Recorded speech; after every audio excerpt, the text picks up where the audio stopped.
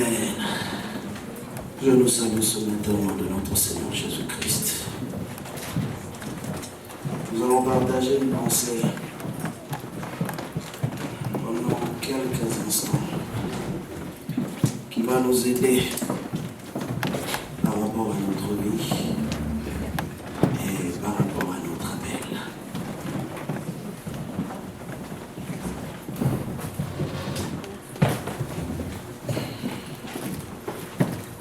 Le thème que j'aimerais partager avec toi ce matin est simple.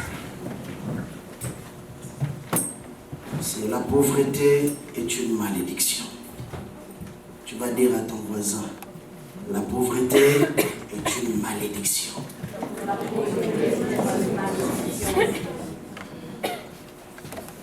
Pourquoi je te dis ça? Tu vas comprendre à la lumière des Écritures. Quand nous observons la nature, nous allons remarquer une seule réalité. C'est qu'il y a deux classes de personnes. Il y a les riches et il y a les pauvres.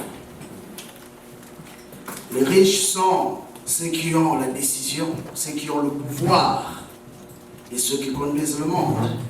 Et les pauvres sont ceux qui subissent.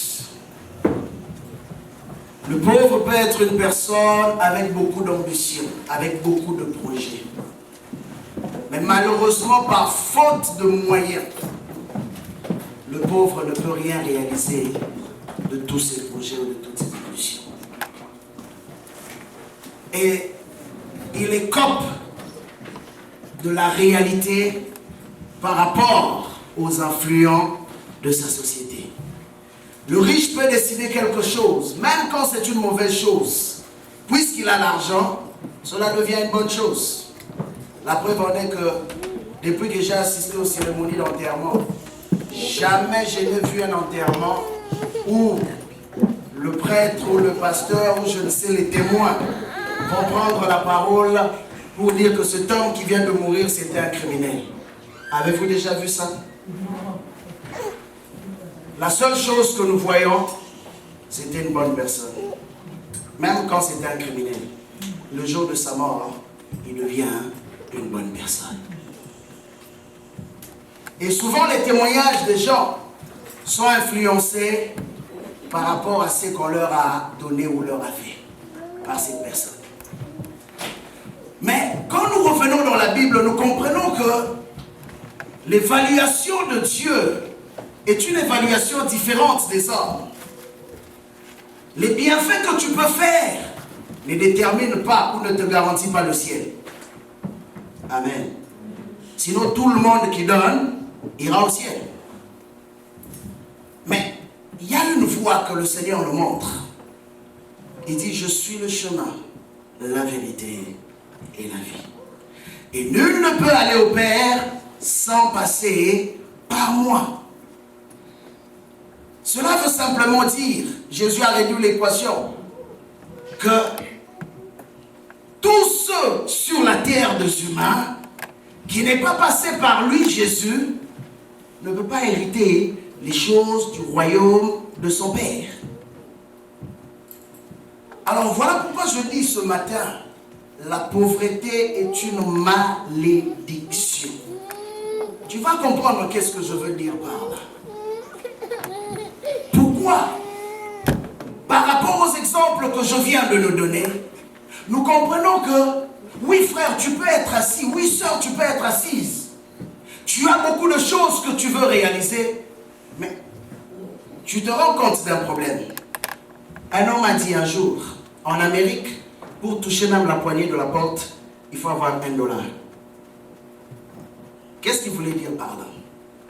Il voulait dire ceci, qu'en Amérique, si tu n'as rien, tu peux beau dire beaucoup de choses, personne ne prendra considération de ce que tu es. Voilà pourquoi quand je lis la Bible, je constate une réalité. C'est qu'il y a quelque chose que le Seigneur Dieu n'a pas voulu voir au milieu de son peuple. Et depuis Genèse jusqu'à Apocalypse, Nous voyons Dieu élever des hommes de génération en génération, des hommes que Dieu a eu à utiliser, des hommes qui ont marché par la foi, mais des hommes qui étaient aussi distingués dans la société. C'est pourquoi un jour, un homme sage de la Bible, Salomon, parle. Il dit ceci: la sagesse du pauvre est méprisée. Tu peux être sage comme tu veux, mais dis-toi une chose, si tu n'as rien, personne ne t'écoutera. Regarde ta famille. Tu vas constater aussi cette réalité. Quand il y a un problème, si toi tu n'as pas d'argent, personne de ta famille ne te cherchera. Peut-être tu seras la dernière personne qui sera informée d'un problème de la famille. Parce qu'ils savent une chose, que même s'ils t'informent, tu ne vas rien faire. Mais si tu es influent, la première personne à qui tout le monde pense, c'est toi. Alors, j'aimerais nous parler un peu d'une histoire dans le livre de Psaumes.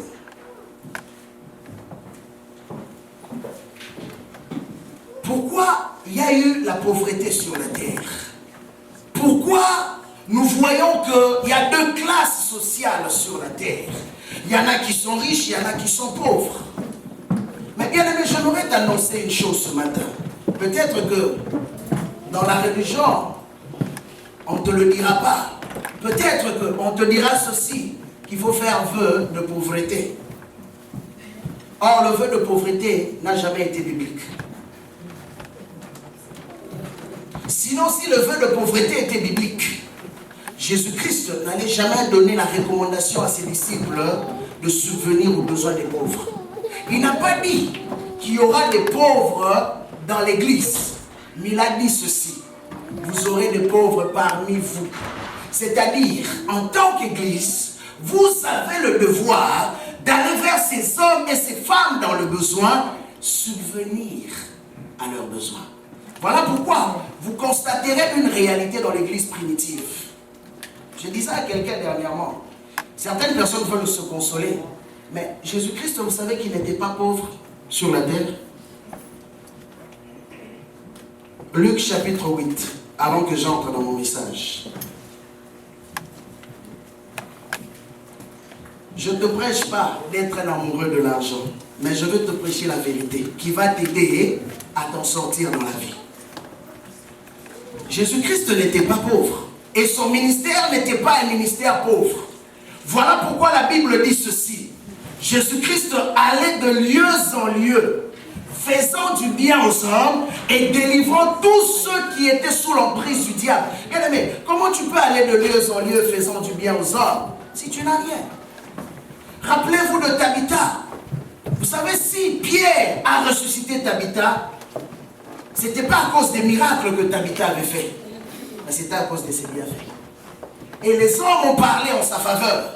Ils ont dit ceci: regarde, elle a fait ceci pour nous, elle a fait cela pour nous. S'il te plaît, fais que cette femme puisse ressusciter. Et à cause de leur plainte, à cause de leur supplication, l'homme de Dieu a prié pour cette femme. C'est pourquoi vous allez constater une chose. Les personnes qui ont compris le principe de servir Dieu et qui se donnent à cœur joie, le Seigneur leur est aussi favorable, même par le témoignage de certaines personnes. Dieu se souvient d'eux. Et quand ces hommes et ces femmes ont crié vers Pierre, et Pierre a écouté, il a été pris de compassion, il est allé vers cette femme, il a déclaré, et cette femme a été ressuscitée. J'aimerais te dire ce matin, bien-aimé, une chose. Le temps est arrivé pour toi. Tu vas constater qu'il y a un système. Je vais aller un peu au coq à l'âne et puis je vais revenir dans le message. Tu vas constater qu'il y a un système érigé par Pharaon. Pharaon est l'image de Satan. Et c'est un système établi dans le monde.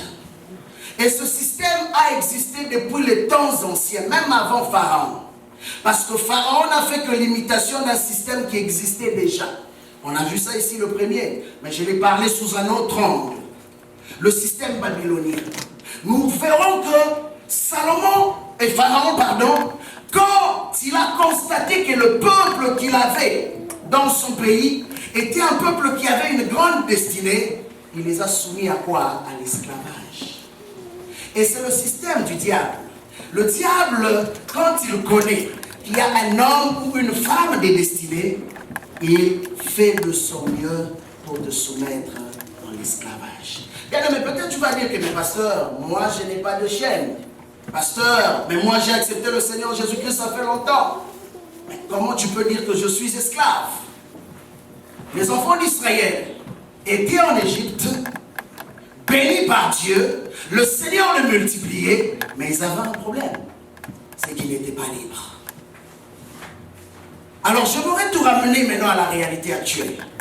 Le diable a érigé un système dans le monde. Et à travers ce système, il contrôle tous les hommes. Et c'est pourquoi quelqu'un même m'a dit un jour, il dit, dans ce pays, tu ne peux pas t'enrichir. Parce que tout ce que tu fais est contrôlé. Remarquez même pour ceux qui travaillent beaucoup, pour ceux qui font des overtime. Vous travaillez beaucoup, mais vous réalisez qu'après, votre paycheck, c'est le gouvernement qui invite tout votre argent. Des fois, tu peux même te fâcher. Et tu vas constater qu'on te dit que voilà, je gagne $20 de l'heure, $40 de l'heure. Mais tu constates que tout l'argent que tu gagnes ne part que dans tes factures. Et des fois, tu te poses la question, mais qu'est-ce que je fais de mon argent? Et cela crée un problème dans ta vie. Un problème de stress. Un problème d'inquiétude. Et tu te poses la question, que deviendra mon lendemain? Et ça, c'est un système que le diable a établi depuis les temps anciens. Peut-être ce matin, je ne veux pas parler du système babylonien, mais je veux parler du système du Pharaon. Pharaon, quand Moïse est venu avec la révélation de Moïse, c'était quoi? Libère mon peuple pour qu'ils aillent faire quoi? Pour qu'ils aillent m'adorer. Bien-aimé, dis-moi maintenant ce matin, je m'aurais te poser la question. Est-ce que tu sens que tu es vraiment libre de servir Dieu comme tu le veux?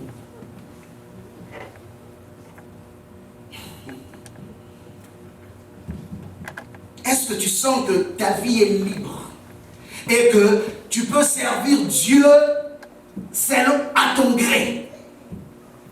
Ne constates-tu pas que à chaque fois que tu te lèves pour prendre un engagement pour servir Dieu, il y a quelque chose qui doit se lever dans ta vie? Et des fois tu te poses la question, mais pourquoi à chaque fois que je prends une décision pour servir Dieu, il y a toujours un problème? Comprends une chose, que le gouvernement de ce monde n'est pas ton problème. Les hommes de ce monde non plus ne sont pas ton problème. Mais ton problème, c'est le diable. Quand le diable, Pharaon, a appris la nouvelle que Dieu voulait libérer son peuple pour que son peuple aille l'adorer, qu'est-ce que Pharaon a fait? Il dit, multiplie les heures de travail. Et quand tu auras multiplié les heures de travail, ils seront quoi? Fatigués. Et quand ils seront fatigués, ils ne seront même plus capables de se concentrer pour aller adorer leur fameux Dieu. Amen, amen. Gardons-le captif. Amen. Et ça, c'est un système qui travaille aujourd'hui fortement dans le monde. Ils ne vont pas te persécuter avec des fouets parce qu'il y a le droit de l'homme. Ils ne vont pas t'emmener en prison parce que tu vas à l'église. Mais je veux te dire une chose. Tout système érigé est une inspiration venant du diable. Voilà pourquoi Jésus-Christ, quand il priait pour les apôtres, il leur a dit une chose. J'ai prié, non pas pour que tu les enlèves du monde, mais pour que tu le préserves. Qu'est-ce qu'il voulait dire du monde? Il parlait du système qui régnait dans le monde. C'est pourquoi Paul dit ceci, ne vous conformez pas au siècle présent. Il parlait d'un système établi. Et ce système-là, c'est le système de l'offre et de la demande. Tu prends ici avec la main droite et la main gauche, récupère. La pauvreté est une malédiction. Bien-aimé, constate une chose, même quand tu as une bonne volonté, quand toi-même tu n'en as pas, comment pourras-tu aider les autres? possible. Le peuple d'Israël était prêt à aller adorer Dieu. Ils avaient écouté la révélation. Ils étaient prêts à obéir. Mais il y avait un problème. Ils étaient soumis à un système. Ils étaient gouvernés par un système de travail. Et malheureusement, comme ils étaient impuissants, voilà pourquoi il est important aussi qu'il y ait des hommes et des femmes d'influence dans l'Église. Parce qu'il y avait en cette époque-là aucun homme d'influence. Qu'est-ce qui se passe? Il pouvait beau crier, il pouvait beau pleurer, mais il revenait toujours dans la case de départ. Depuis que tu as commencé à pleurer, depuis que tu as dit, Seigneur, jusqu'à quand mon paycheck, jusqu'à quand mon problème financier, mais demain tu te réveilles, Hydro-Québec, Bel Canada, loyer qui monte, et tu te dis, jusqu'à quand? Mais tu viens à l'église, tu proclames, je suis riche. Mais tu rentres dans ta réalité, c'est le contraire de la richesse. À des moments, quand le pasteur dit, il faut venir à la prière. Ah, pasteur, il faut que je fasse un overtime parce qu'il faut que je paye ma facture. Mais tu ne comprends pas. C'est un système. Peut-être que toi, tu penses que ton problème, c'est Hydro-Québec. Ton problème, c'est Bel Canada ou le loyer. Non! C'est le diable. Parce qu'il y a une chose que le diable ne supporte pas. C'est de voir un peuple des vrais adorateurs. Le diable ne supporte pas ça. C'est la seule place où le diable ne peut pas résister.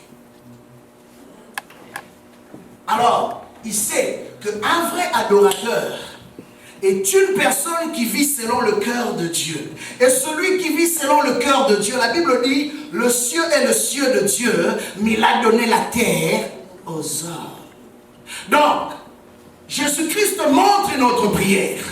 Il dit, quand vous priez, vous direz ceci, notre Père qui est aux cieux, que ton nom soit sanctifié. Après, que ton règne vienne. Nulle part, Jésus-Christ n'a montré aux disciples la prière de dire, Seigneur, prends-nous seulement qu'on aille au ciel. Ça, c'est la prière des défaitistes. Des hommes qui ont déjà échoué. Mais par contre, Jésus-Christ leur montre une voie en leur disant ceci.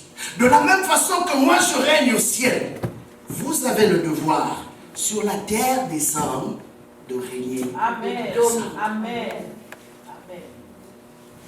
Voilà pourquoi il dit, quand vous priez, dites notre Père, pas n'importe qui. Vous savez, j'aime toujours cette prière, pourquoi? Parce que cette prière nous emmène dans une profondeur de la relation que nous avons avec Dieu. Tu sais, quand tu dis notre Dieu, c'est bon, mais c'est vague. Quand tu dis le Tout-Puissant, c'est bon, mais c'est vague. Mais quand tu dis notre Père, tu réalises seulement une seule chose, que c'est ta source. Comprenez un peu? Voilà pourquoi on appelle le Père des géniteurs. Parce que, de par le Père, toute une génération prend naissance. Et quand toi tu pries en ce terme en disant mon Père, tu réalises que c'est de là que toi tu es venu. Amen. Et puisque c'est de là que tu es venu, tu as l'obligation de démontrer la nature de ton Père sur la terre des humains. Amen. Pharaon se lève pour baisser tes bras. Pharaon se lève pour te faire travailler comme un malade, mais pour un salaire misérable. Et vous savez, la bonne encore, non seulement un salaire misérable, mais après ton salaire, il frappe encore à ta porte pour venir récupérer ce qu'il venait de te donner. Mais tu penses qu'en faisant des prières d'autorité, seulement que tu arriveras à surmonter cela.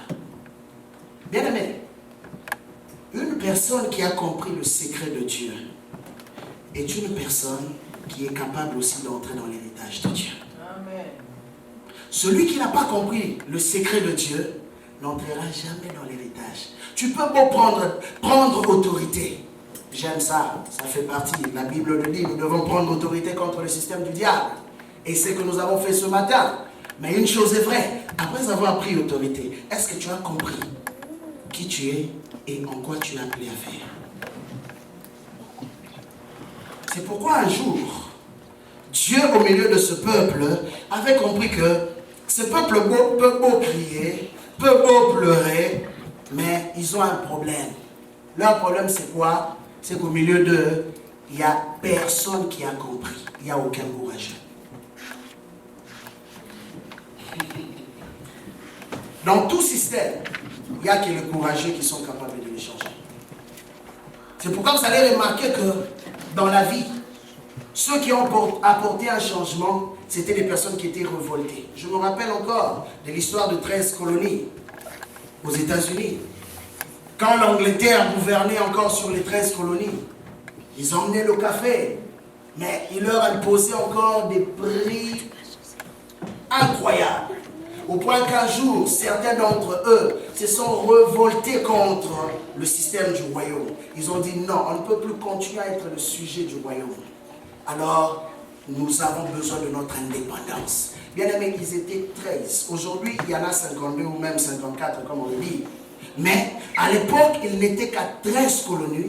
Et ils ont décidé de renverser un système qui gouvernait sur le monde entier. Imaginez un peu. 13 colonies qui renversent un système qui gouvernait sur le monde entier, au point que le royaume d'Angleterre n'a pas eu le choix que de leur donner leur indépendance. S'il y a quelqu'un que le diable craint, c'est celui qui a la connaissance. C'est pourquoi la Bible dit, vous connaîtrez la vérité et la vérité vous rendra libre. Beaucoup sont captifs parce que quand on grandissait, ou pour certains d'entre nous, nous avons eu à faire un passage dans une religion. Et dans cette religion-là, on nous disait heureux les pauvres en esprit. Mais or, la Bible a parlé, remarquez combien de fois, quand les gens vivent dans l'aveuglement, ils ne sont pas capables de voir. La Bible a bien dit, le pauvre en esprit, pas dans la chair, mais en esprit. Cela veut simplement dire ceci. Celui qui est pauvre en esprit, c'est une personne qui réalise qu'il a toujours besoin de plus de Dieu.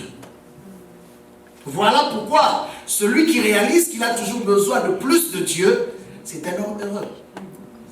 Celui qui croit connaître Dieu, celui qui croit déjà être arrivé, c'est l'homme le plus malheureux du monde. C'est pourquoi Jésus-Christ a dit, heureux les pauvres en esprit. Mais on nous a enseigné le vœu de la pauvreté. Faire le vœu de la pauvreté, c'est une bonne chose. Ce n'est pas biblique, bien aimé. Celui qui fait un vœu de la pauvreté se maudit lui-même.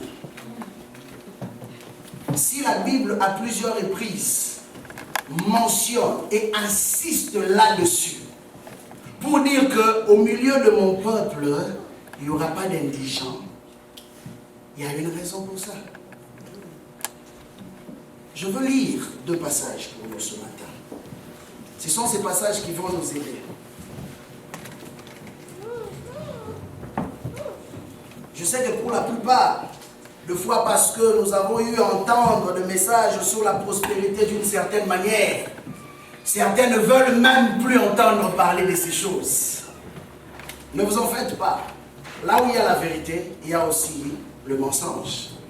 Là où il y a une limite, il y a aussi des abus. Ça ne manque jamais. Mais la vérité, par contre, reste la vérité. Nous allons nous appuyer non pas sur la façon dont les choses sont faites, mais selon les Écritures. Que dit la Bible? Psaume 37. Nous lirons à compter du verset 22.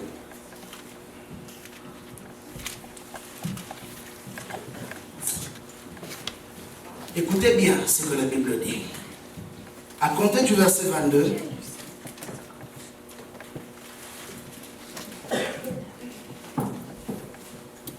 jusqu'au verset 26. La Bible déclare ceci. Car ce que l'Éternel bénit, j'aimerais que vous répétiez avec moi. que l'Éternel bénit posséderont le pays. Est-ce qu'on a dit le ciel? Répondez-moi, est-ce qu'on a dit le ciel? On a dit car c'est que l'Éternel bénit, feront quoi? Posséderont le pays. Bien aimé, tu es où?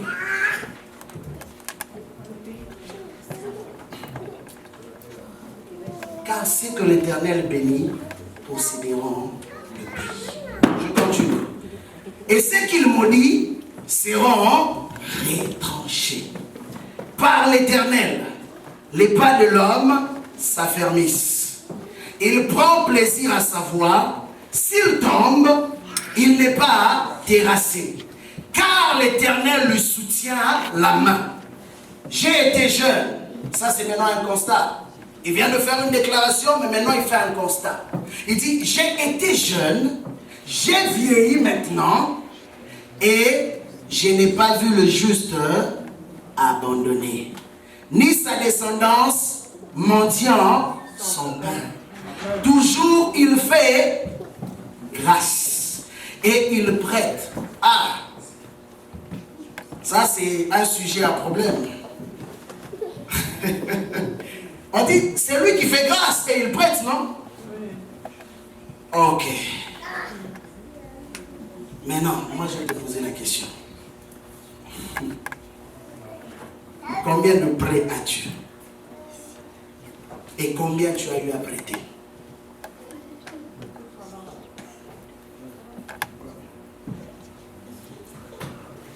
Juste par cette question, tu vas comprendre qu'il y a une vérité de la parole qu'on ne vit pas. Ok? On doit être sincère. Il dit, c'est lui qui fait grâce, c'est lui qui prête. C'est-à-dire, quand on dit prête, c'est à tout le monde, même aux banques. C'est lui qui prête. Ce n'est pas lui qui emprunte, mais il prête. C'est la Bible. Ce n'est pas moi. Et sa descendance est en bénédiction. Ok. Ici, Dieu traite alliance avec quelqu'un. Mais Dieu ne lui parle pas juste par rapport à lui, mais il parle aussi par rapport à sa descendance. Tantôt, j'ai parlé de la source. Pourquoi nous sommes bénis? Parce que nous sommes enfants de Dieu. Et puisque nous sommes enfants de Dieu, nous sommes bénis. Et tout ce qui sort de nous aussi est automatiquement béni. C'est la parole de Dieu. Mais que fait Pharaon? Pharaon maintenant nous emmène dans une réalité. Matthieu.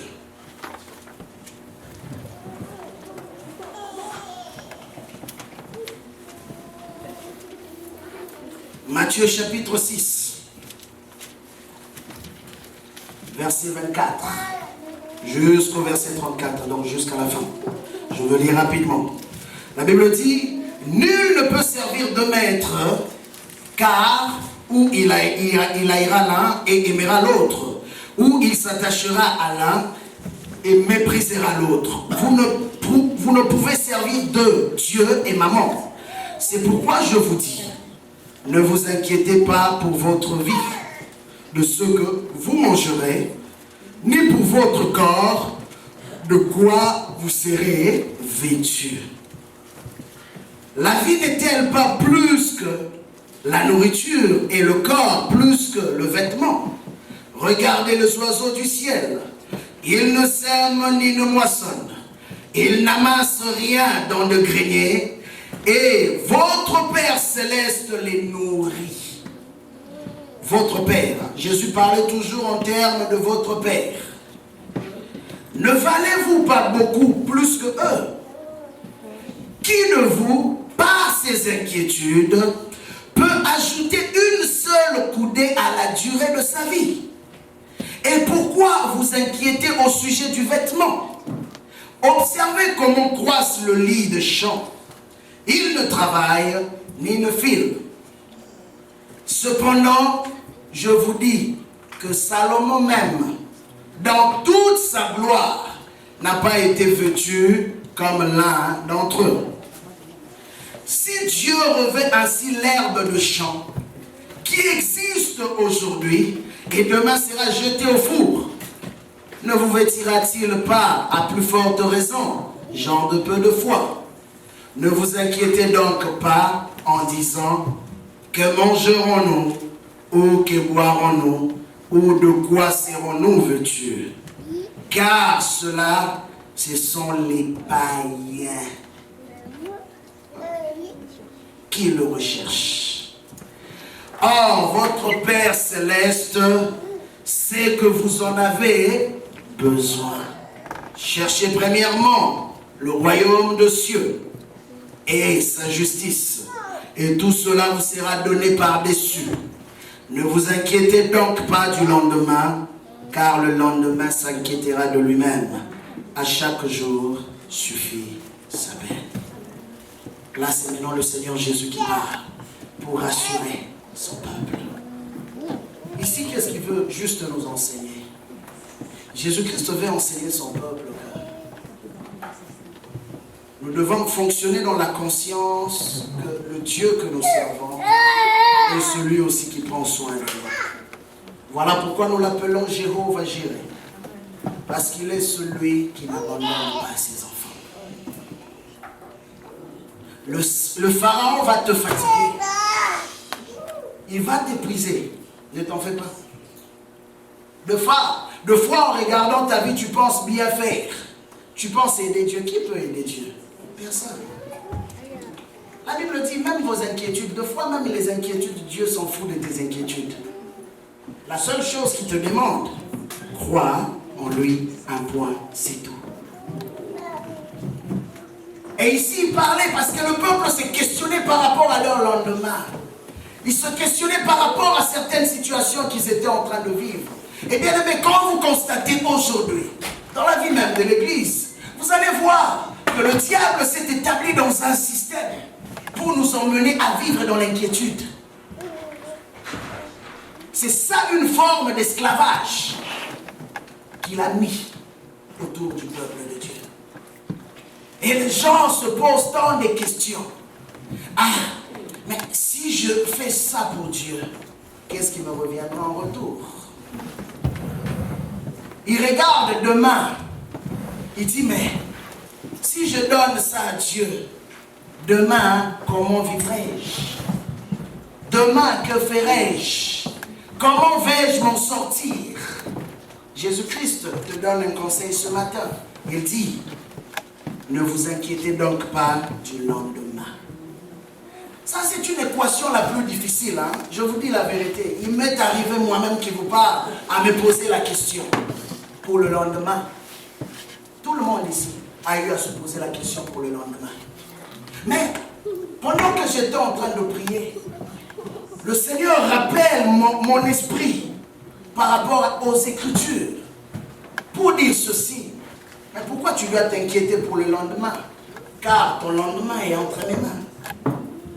Quand Dieu fait une promesse, c'est parce qu'il sait qu'il va réellement le réaliser. Il n'est pas un homme ou un fils de l'homme pour mentir ou pour se repentir. C'est pourquoi David a fait un constat. Il dit, j'étais jeune quand je n'avais pas encore la chevelure blanche. Et j'ai vieilli maintenant.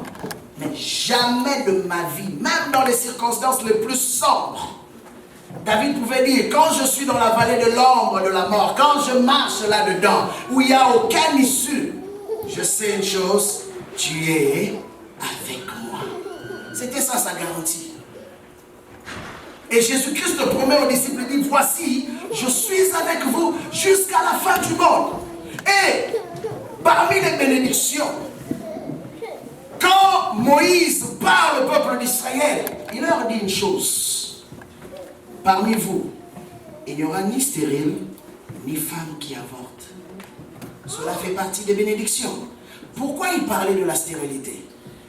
Regardez depuis jeunesse, quand Dieu a créé l'homme, la première des choses, avant même de parler de tout le reste, que Dieu a dit à l'homme, il lui dit quoi? Soyez fécond. Et quand Dieu parle de la fécondité ici, c'est une forme de fécondité, de la productivité. Cela veut simplement dire ceci. Un homme qui ne produit pas, c'est un homme qui ne marche pas avec Dieu. Un homme qui n'est pas capable de manifester un fruit dans un domaine, c'est un homme qui ne marche pas avec Dieu. Voilà pourquoi Jésus parle et dit, le mien, vous le reconnaîtrez par leurs fruits. C'est quoi les fruits de ta vie? Psaume 105.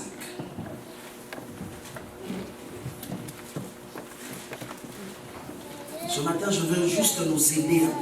Comme ça, tu vas reformuler ta façon de prier Dieu. Tu vas maintenant prier comme un enfant du royaume. Comprendre que tu n'es pas n'importe qui. Vendredi, j'ai posé la question ici. Est-ce que Prince Charles ou Albert ou je ne sais quoi d'autre s'est déjà posé la question par rapport à son lendemain? Je ne pense même pas que cela est déjà passé dans leur tête. Ils ne se sont jamais posé la question par rapport à ce qu'ils allaient manger ou de quoi ils allaient se vêtir. Pourquoi? Parce qu'ils savent qu'ils font partie de la race royale. Et nous aussi, en tant qu'enfants de Dieu, nous faisons partie de la race royale. Et Dieu veut que son peuple arrive à comprendre de quelle nature ils sont. Seul celui qui connaît sa nature est capable de fonctionner dans sa dimension. Voilà pourquoi vous verrez qu'un chef d'entreprise ne fonctionnera jamais comme un ouvrier. Parce que sa mentalité est déjà réglée par rapport à la responsabilité de son entreprise. Un ouvrier, son seul souci, c'est de faire, comme on dit ici, sa job. Et puis après, recevoir son salaire et partir. Ici, Dieu dit, psaume 105, à compter du verset 37 jusqu'à 45. Il fit sortir son peuple avec de l'argent et de l'or. Là, on parle de la délivrance du peuple d'Israël. Il dit, il fit sortir son peuple avec de l'or, de l'argent et de l'or. C'est-à-dire quoi? Que la délivrance que Dieu leur a accordée n'est pas venue simplement les mains vides. La délivrance que Dieu leur a accordée est venue avec un bonus. Et ce bonus, c'était l'or et l'argent. Mais vous allez comprendre maintenant pourquoi Dieu a fait cela. Et nul ne chancela parmi ses tribus. L'Égypte se réjouit de leur sortie. Vous vous imaginez que les gens qui vous ont oppressés pendant près de 400 ans, qui voulaient vous tenir captifs pour que vous puissiez les servir, et c'est eux qui ont bâti les pyramides de l'Égypte. Mais l'Égypte se réjouissait de leur service. Mais quand le Seigneur s'est levé pour apporter la délivrance auprès de son peuple, mais le Seigneur s'est levé comme un vaillant guerrier. Et qu'est-ce qu'il a fait? Il a commencé à frapper l'Égypte des 10 plaies. Et quand cela est arrivé au dernier plaie, à la dernière plaie, la Bible dit que l'Égypte ne pouvait plus supporter la présence des enfants d'Israël. Bien-aimé, je dois te dire ce matin une chose. Si les païens, si les occultes, si les sorciers supportent ta présence et sont tranquilles, c'est qu'il y a quelque chose que tu as manqué. Amen. Amen. Amen. Parce que tout celui qui marche avec Dieu, quand il se retrouve au milieu des occultes, ces gens ne peuvent pas supporter sa présence. La Bible dit que l'Égypte se réjouit. Il dit non, non, non, non, on ne veut plus de vous. Parce que votre présence emmène un malheur dans notre royaume. Partez. Mais nous ne vous laisserons pas partir les mains vides. Nous prenons les richesses de notre royaume. Partez avec nous, nous n'en avons plus besoin. Car la peur qu'ils inspiraient s'était abattue sur elle. Il étendit la nuée pour les couvrir et le feu pour éclairer la nuit. À leur demande, il fit venir des cailles. Écoutez, on parle maintenant des étapes de leur délivrance. À leur demande, Dieu a fait quoi? Il fit venir des cailles. Ils ont simplement demandé et Dieu a fait quoi? Il a donné. C'est pourquoi Jésus-Christ donne 3 étapes de la prière. Il dit, si vous demandez, vous recevrez. Si vous frappez, et puis,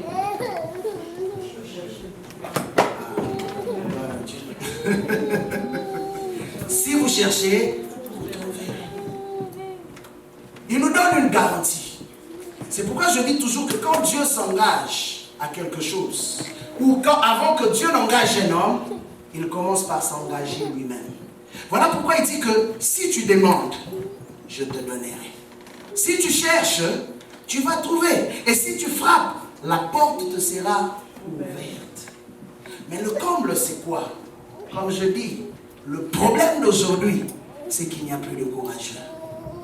Je prie ce matin pour toi qu'un courageux se lève dans cette salle. Peut-être tu n'as pas compris. Le peuple d'Israël était en train de prier, était en train de crier même. Ils pleuraient devant Dieu. Parmi eux, vous vous imaginez que leur souffrance a duré 400 ans. Où était Dieu pendant ces 400 ans? Ne vous êtes-vous jamais posé cette question? Dieu était toujours là. Quand ils ont commencé à prier, à crier vers Dieu le premier jour, Dieu était là. Le deuxième jour, le 399e jour, Dieu était là. 399e année. Dieu était là. Mais Dieu les regardait. Pourquoi? Parce qu'il y avait un problème au milieu d'eux. Ils pleuraient, ils criaient, mais il n'y avait aucun courageux qui était capable de se lever pour faire la différence. Il n'y avait personne qui était capable de relever le défi. Il n'y avait personne qui était capable de se dire non, je suis un fils du royaume, une fille du royaume, je ne peux plus accepter que ma vie continue à être ce qu'elle est. Il faut qu'il y ait un changement. Personne. Jusqu'à ce qu'il y ait eu un homme au nom de Moïse. Il s'est dit non, peut-être qu'aujourd'hui tu regardes ta vie, tu dis bon, moi ça va pour moi, je suis tranquille, j'en ai pas besoin. Mais Moïse avait tout le meilleur du royaume d'Égypte. Il était prince, il mangeait à la table du roi, il parlait avec le roi, on le traitait comme un petit roi. Mais quand il a regardé son peuple, il a vu l'état de son peuple, Moïse a dit non, je ne peux pas accepter moi manger avec le roi, c'est pendant que mon peuple est en train de souffrir. Je ne peux pas accepter de continuer à avoir le privilège du royaume. Vous savez, certains privilèges que le diable donne à certaines personnes, même qui sont chrétiennes, c'est juste pour aveugler leurs yeux. Amen. Tu penses que toi tu es privilégié? Non. Il t'aveugle. Il est en train de t'étouffer. Parce qu'il sait que si toi tu te lèves, avec toi, une délivrance va arriver. Et pendant 400 ans, il n'y avait aucun homme qui pouvait se lever. Tout le monde se contentait de ce qu'il mangeait, de la façon dont il vivait. Bien qu'ils pleuraient, bien qu'ils se lamentaient sur leur situation, mais personne ne pouvait se lever. La Bible continue. À leur demande, il fit venir des cailles. Et il leur rassasia du pain du ciel. Vous vous imaginez un peu. Non seulement que Dieu a fait venir des cailles, mais Dieu lui-même a été leur pâtissier. Hein? Ce n'est pas une baguette française. C'est la pâtisserie du ciel. Fait d'entre les mains de Dieu lui-même. Il a pris la farine du ciel, il a pris l'huile, la levure, il a tourné, il a mis dans le four du ciel. Et dit ça c'est pour mes enfants. Wow.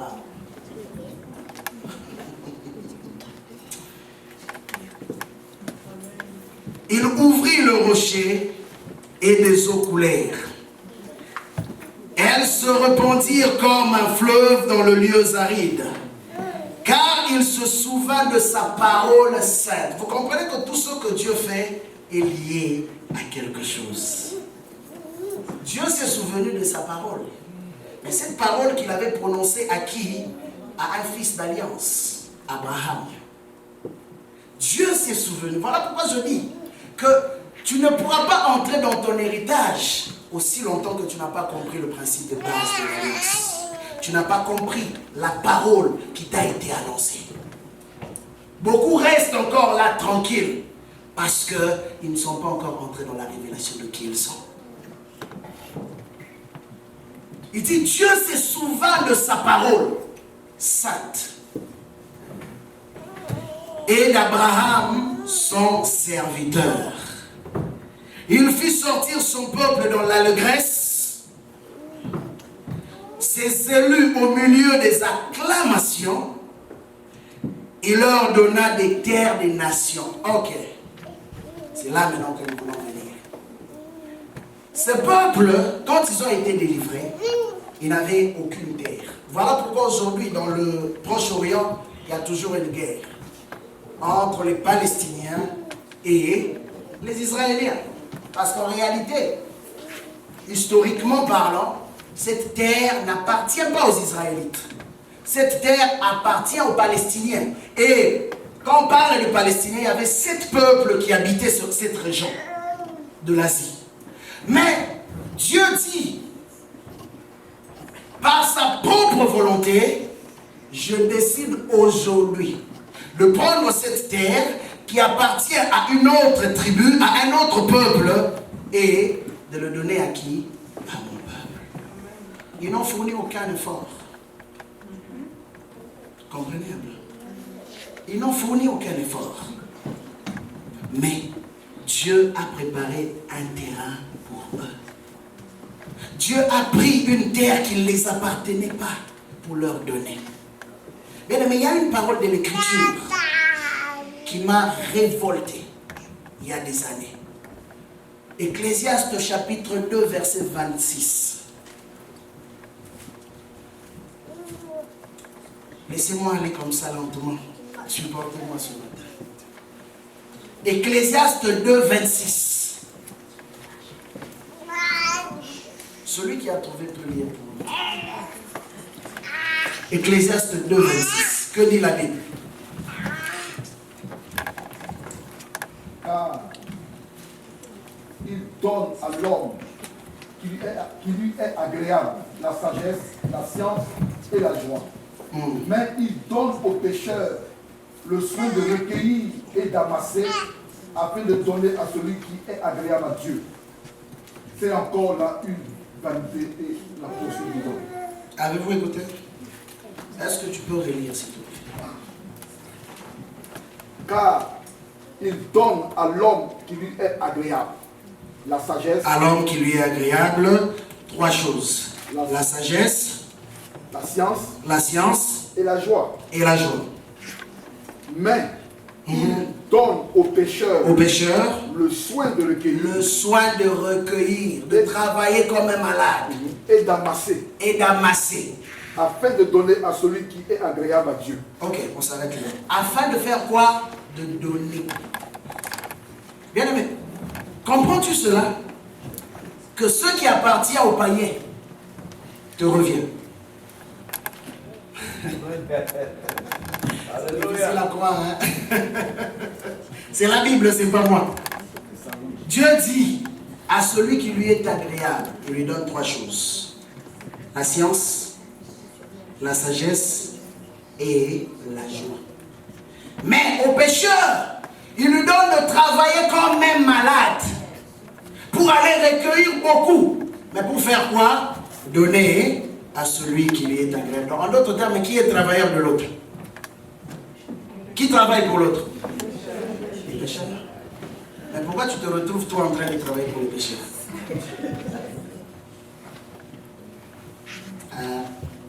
C'est la Bible. C'est la Bible. Dieu dit, pour ceux qui lui est agréable. Il fait en sorte que ces hommes travaillent d'arrache-pied pour qu'ils puissent le donner à celui qui lui est agréable. De la même façon, ces hommes avaient des territoires, ils avaient des possessions, mais Dieu avait déjà prédestiné ces possessions pour son peuple.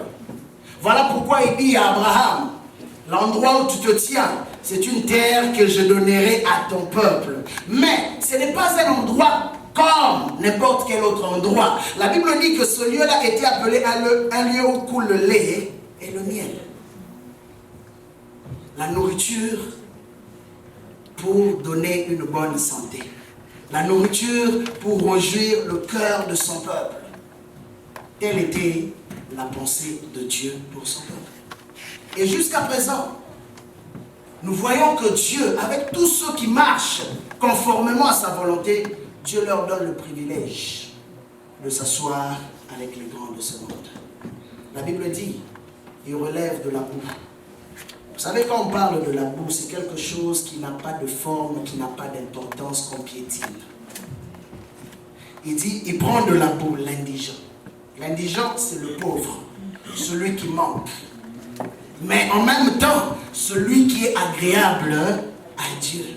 Si tu es l'indigent agréable à Dieu, tu es celui que Dieu prendra de la boue et levera pour te faire asseoir avec les grands. Et quand il parle de grands, il ne parle pas des grands du ciel, il parle avec les grands de ce monde. Voilà pourquoi, fils et filles du royaume, l'heure est arrivée. Amen. De te lever. Alléluia. Dieu cherche des hommes et des femmes courageux, qui sont capables de se lever comme Moïse, de refuser le mets du roi, de refuser les privilèges du roi pour juste faire la différence. Amen. Moïse a accepté même que ses habits puissent sentir l'odeur des brebis pendant 40 ans. Mais c'était un temps de préparation. Il y a des fois des choses que tu dois refuser parce que tu crois à une destinée plus grande. La Bible dit que quand cet homme prophétiquement averti a vu la gloire, l'opprobre de Christ, il a vu cela plus grand que la gloire de l'Égypte et il a dit non, je ne peux pas accepter de manquer à cette gloire pour cette gloire passagère. Or, la gloire que lui me prépare est une gloire éternelle. Amen. Et Moïse a rejeté la gloire de l'Égypte. Il continue. Il leur donna les terres des nations et du travail des peuples. Comme je dis tantôt, Ecclésiaste 2, 26. Les autres ont travaillé, mais Dieu a donné cela à ses enfants. Ce n'est pas de la paresse, c'est un principe spirituel. Comprenez-moi très bien. Il y a une différence entre la paresse et le principe spirituel. Et dans les principes de Dieu, c'est comme ça que ça fonctionne. Donc que les gens soient d'accord ou pas. Il y a aujourd'hui des politiciens qui se lèvent à la télévision, tous contre Israël. Mais ce n'est pas leur faute, bien aimé, c'est l'alliance. Je te dis, les gens se relèveront contre toi, mais ce n'est pas ta faute. Il y a des places que Dieu te permettra d'entrer, ce n'est pas ta faute. C'est l'alliance.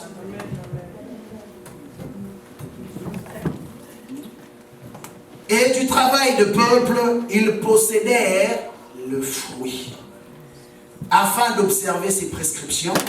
Pourquoi Dieu te donne ça? Ça, c'est maintenant la conclusion. Afin d'observer ses prescriptions et de garder ses lois. Louer l'Éternel.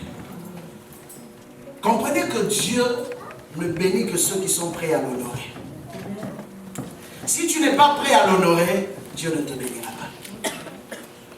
Si tu as délivré les enfants d'Israël, c'était pour qu'ils aillent le célébrer. Ce qui veut dire que de tout l'or, tout l'argent qu'ils avaient reçu, l'objectif c'était de célébrer le Seigneur avec cet or, avec cet argent. Et c'est avec ça qu'ils ont construit le tabernacle et tout le reste. Et nous voyons combien Dieu a sémé la terreur de nation en nation, de ville en ville, partout où ils allaient. Pourquoi? Parce que c'était des hommes qui avaient obéi aux principes de Dieu. Mais regardez aussi, quand ces hommes et ces femmes ont décidé de rejeter Dieu, la Bible dit que Dieu les a tués dans le désert. Voilà pourquoi je dis que Dieu honore ceux qui ont décidé aussi de l'honorer. Le principe est simple. Ce principe est pour toi, ce principe est pour moi. Dieu est prêt à le faire avec qui le veut. Mais tout dépend de ton cœur. Es-tu prêt, après avoir reçu la bénédiction, d'honorer Dieu? Si tu es prêt à le faire, Dieu manifestera sa bénédiction. Amen. Le temps est arrivé pour toi de te lever contre ce que tu es en train de vivre. De réclamer ta part d'héritage. Comme le fils prodigue, il a dit, Père, donne-moi ma part d'héritage.